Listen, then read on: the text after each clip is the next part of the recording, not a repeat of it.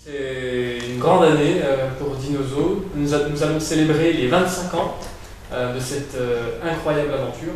Nous avons évidemment prévu un large programme de nouveautés. Une attraction aquatique, c'est la première au parc, une attraction mécanique et aquatique qui va s'appeler Megalodon River.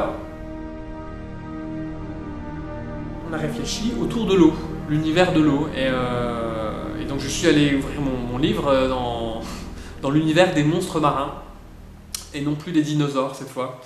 Et dans les monstres marins, dans les reptiles marins, je cherchais un animal qui puisse convenir à la thématisation de cette attraction, et je suis tombé sur Mégalodon.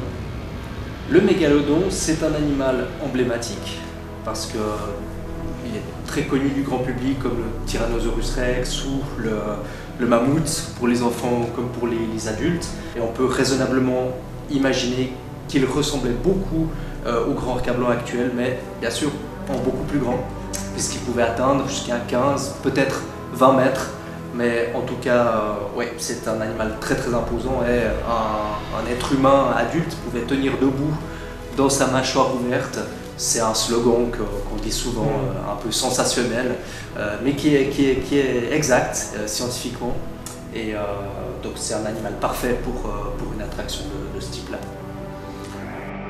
C'est un petit flume pour les enfants, donc c'est un parcours qui fait 80 mètres, avec une chute d'eau de 1 mètre. L'avantage, ça coûte moins cher, mais aussi on peut mettre 3 enfants dedans, seuls, ou un parent, un enfant. Et ça, c'est un sacré avantage, puisque dans la plupart des parcs d'attractions, les gros flumes, les grosses bûches, eh bien, c'est obligatoirement accompagné d'un parent, et généralement les enfants de moins de 6-7 ans ne peuvent pas le faire, même accompagnés d'un parent. Geoffroy m'a parlé assez rapidement de son envie de faire une attraction avec un mégalodon, et il pensait présenter l'animal sous forme de squelette.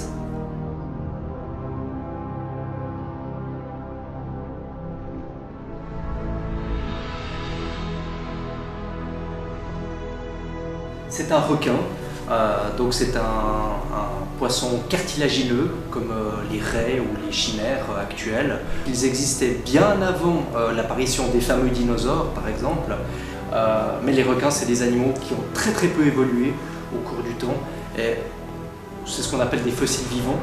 Et donc ce sont des animaux qui étaient tout de suite très rapidement adaptés à leur environnement et qui ont très vite atteint le sommet de la chaîne alimentaire. Et d'ailleurs dans les océans actuels, ce sont toujours les lions des océans. En ce sens, ils sont absolument essentiels dans les chaînes alimentaires sous-marines.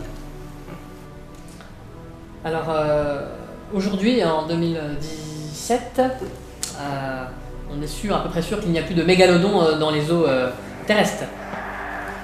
C'était un fantasme justement de certains artistes, notamment de l'auteur du roman éponyme, du Mégalodon. Effectivement, il n'existe plus, malheureusement, désolé, des mégalodons vivants encore actuellement. Seulement les retrouver leurs dents sous forme de fossiles, et quelques éléments du reste du squelette qui est, je le rappelle, cartilagineux, donc ça se fossilise très peu souvent, difficilement, les dents étant plus résistantes.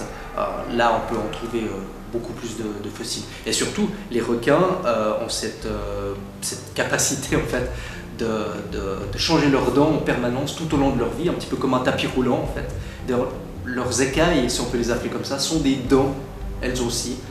Si vous avez eu la chance de caresser un requin une fois dans votre vie, vous sentez que d'un côté c'est très lisse et de l'autre côté extrêmement rugueux. Et si on regarde ne serait-ce qu'à la loupe, on peut observer des dentines sur toute la surface du corps de ces animaux. Et ce sont effectivement des mini-dents qui protègent leur corps.